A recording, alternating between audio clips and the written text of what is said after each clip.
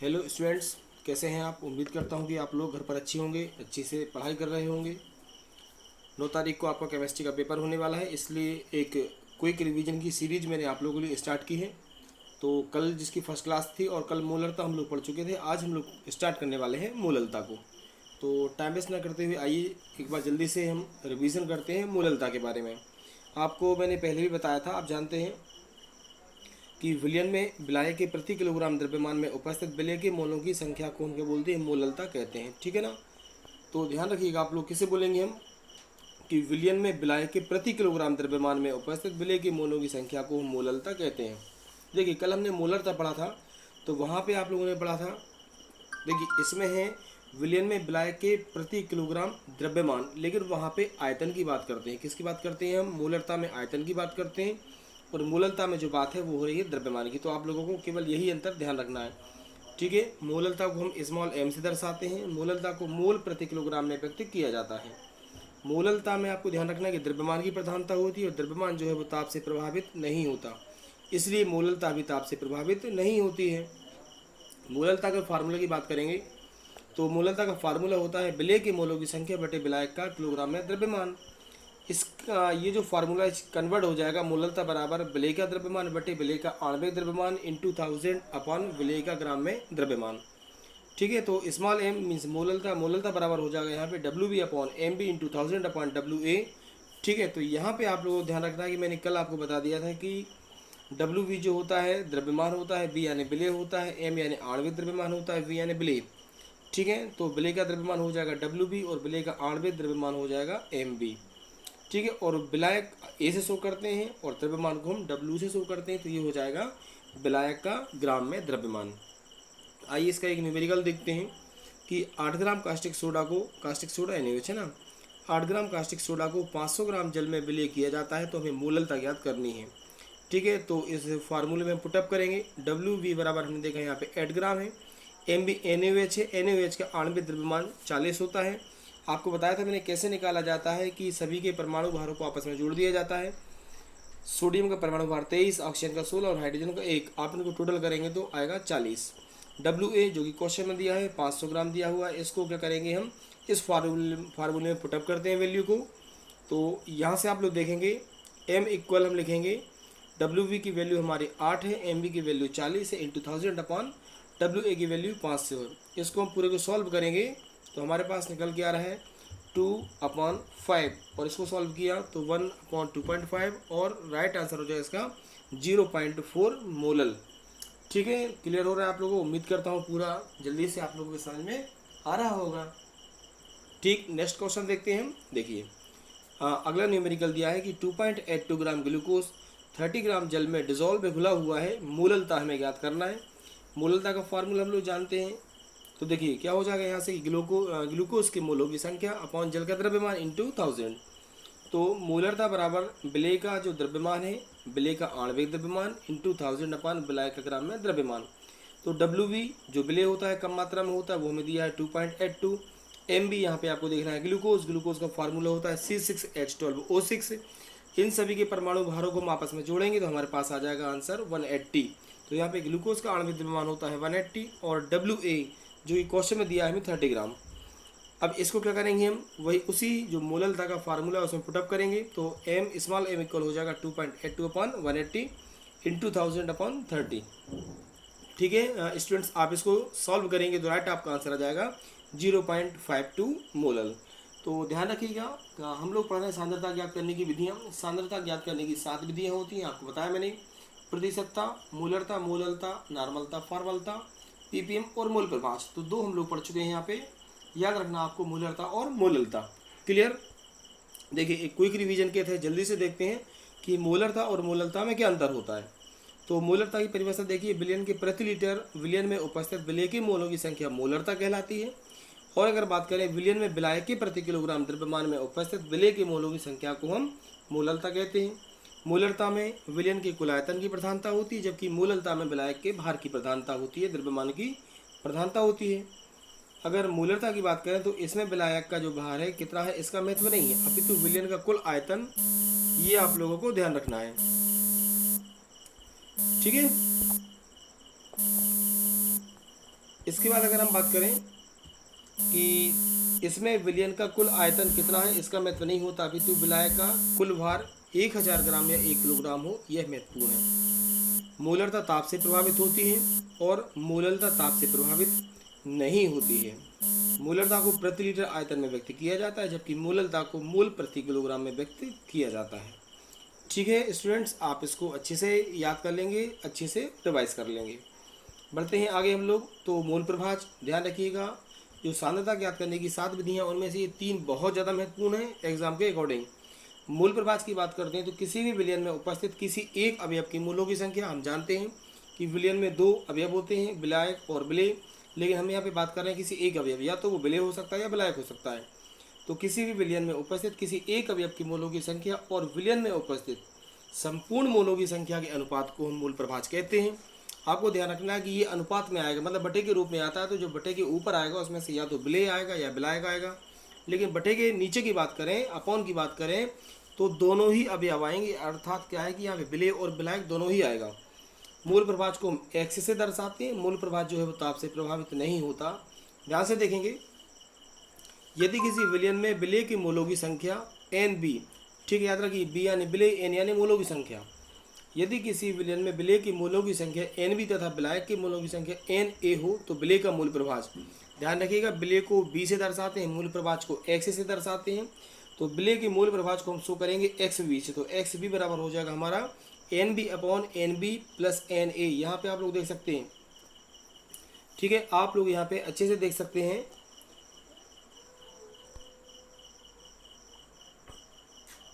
अगर हम यहाँ पे बात करें कि देखिए जो एन ए है हमारा, ठीक है, इस एन बी में आपको ध्यान रखनी है विलेय के, यहाँ पे एन बी क्या है, अच्छे समझिए, एन बी होगा विलेय के मूलों की संख्या, और नीचे जो दिया क्या हो जाएगा N B upon N A.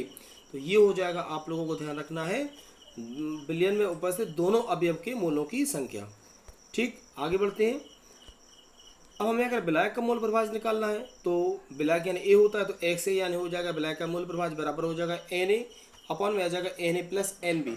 अब नीचे ध्यान से देखिएगा कि विलेय का मूल प्रभाज तो एक्स बी बराबर एन बी अपॉन में आ जाएगा N B plus N A. अब अगर हम एक्स बी बराबर बात करेंगे तो ध्यान रखिए कि जो एन बी है, एन बी यानी होता है मूल, और मूल यानी आपको ध्यान रखना है द्रव्यमान बटे आणविक द्रव्यमान हो जाता है। तो द्रव्यमान को W से शो करते हैं और आणविक द्रव्यमान को M से शो करेंगे। तो इसलिए आप लोगों को ध्यान रखना है यहाँ से कि ये जो W और MB आपको दिए हैं, ठीक है, ये जो W और MB हैं, तो ये हो जाएगा NB के बराबर। तो NB बराबर क्या जाएगा हमारे पास W अपॉन NB, और बटे में यहाँ से NB की जगह फिर आ जाएगा। ठीक है, यहाँ से आप लोग देख पा रहे हैं कि हमारे पास ये जो दिया है ये NB का रूप है, और NA जो दिया है उसका हमारे साथ में क्या जाएगा,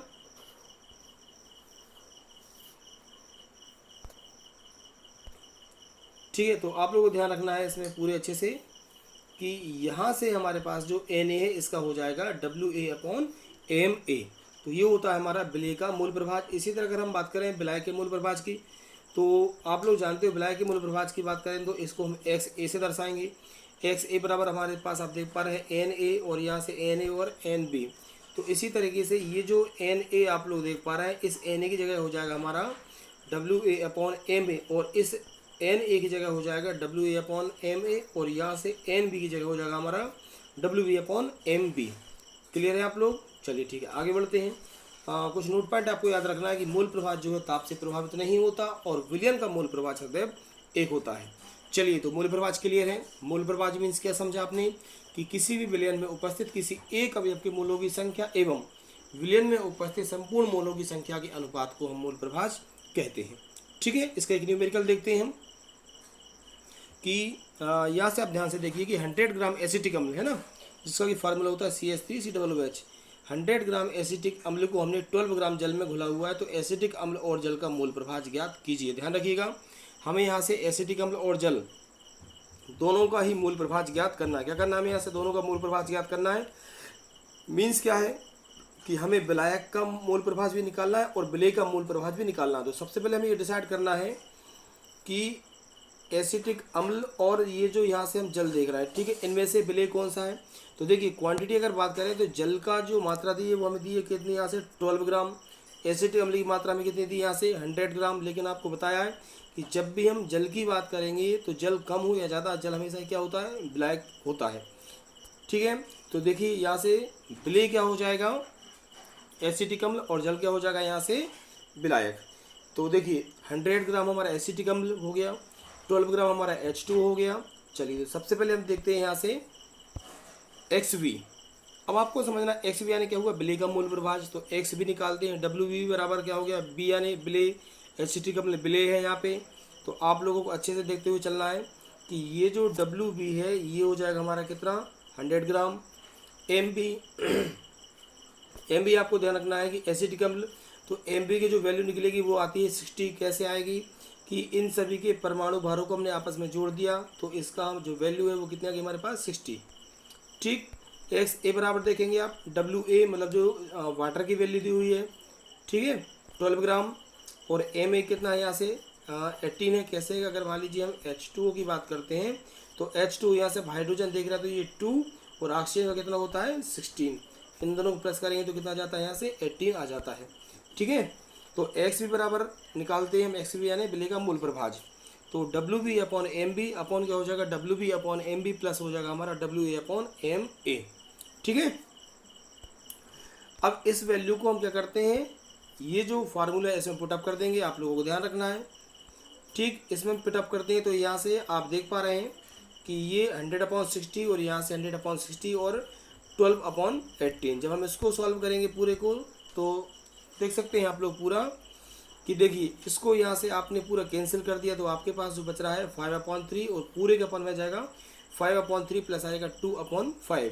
तो यहाँ से आप लोगों को ध्यान रखना है ये पूरा कैंसिल हो जाएगा। तो आपके पास क्या बच रहा है यहाँ से, तो यहाँ से अच्छे समझिए कि ये जो है इसका हम एलसीएम लेते हैं पूरे का।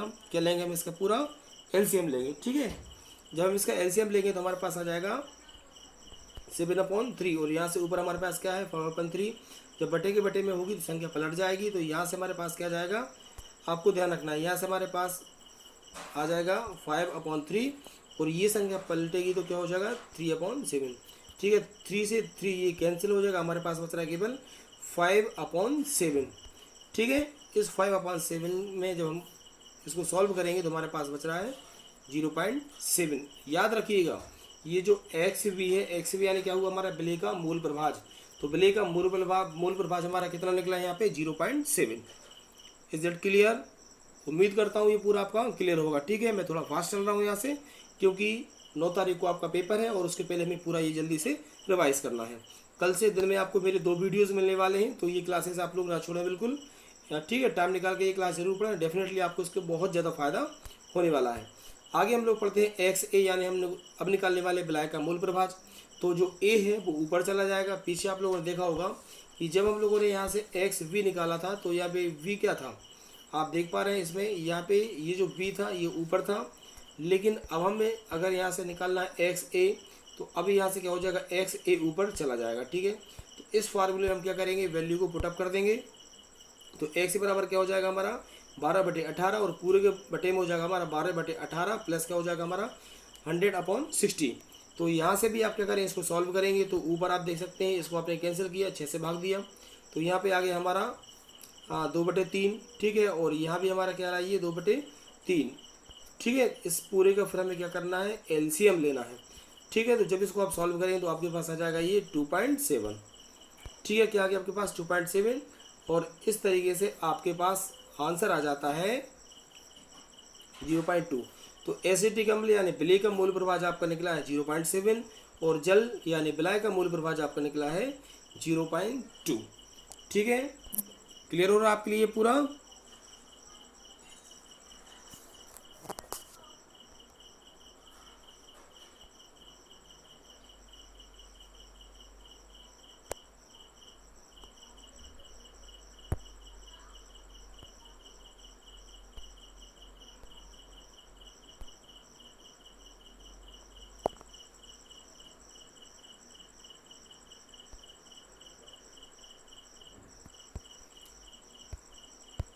चलिए, तो आज की क्लास हम यहीं पे समाप्त करते हैं। कल मॉर्निंग में भी आपके लिए एक वीडियो आने वाला है। उम्मीद करता हूँ कि आज की क्लास आपको पसंद आई होगी। अगर क्लास आपको पसंद आती है ज़्यादा से ज़्यादा शेयर कीजिए, लाइक कीजिए और अपने साथियों को मेरे चैनल के बारे में ज़रूर बताएं। गुड नाइट, शुभ रात्रि।